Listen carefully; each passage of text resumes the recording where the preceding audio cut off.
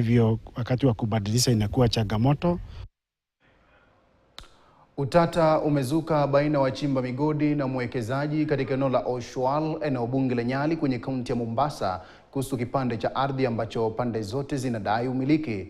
Polisi walilazimika kufyatua risasi angani kuwatawanya kundi la vijana wenye ghadhabu waliokuwa wamejihami kwa mawe. Hii ni baada ya vijana hao kudai kuwa mwekezaji mmoja ameanza kuwekeza katika timbo ya Oshwal akitumia stakabadhi anazodai kwamba si halali.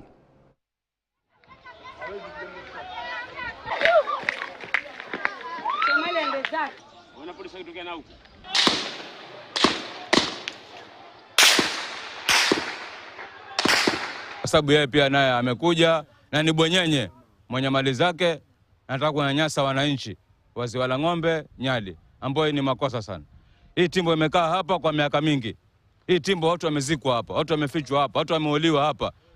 Tumejitolea sisi kama vijana kuziba hii timbo na tumeziba kwa nguvu zetu. Ambaye anataka kunyakua hii ardhi kama graba, na sisi kama wakazi wa hapa tumesema kidete, tumesema hata wainyakua hii ardhi ya hapa Ziwa la Ng'ombe.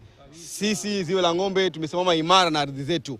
Kama wamezoea kufanya mchezo huu sehemu zingine, hapa Ziwa la Ng'ombe tunasema hawezi grab hii land hapa Ziwa la Ng'ombe. Kwa hivyo hii ardhi ni wakazi wa Ziwa la Ng'ombe na itabaki kuwa na wakazi wa Ziwa la Ng'ombe. Sawa. Mwenye malalamisho yoyote akutane kotini, atoe full document zake zote. Lakini si kunyanyasa tu vijana hivi, kuwatisha na bunduki, hiyo si haki.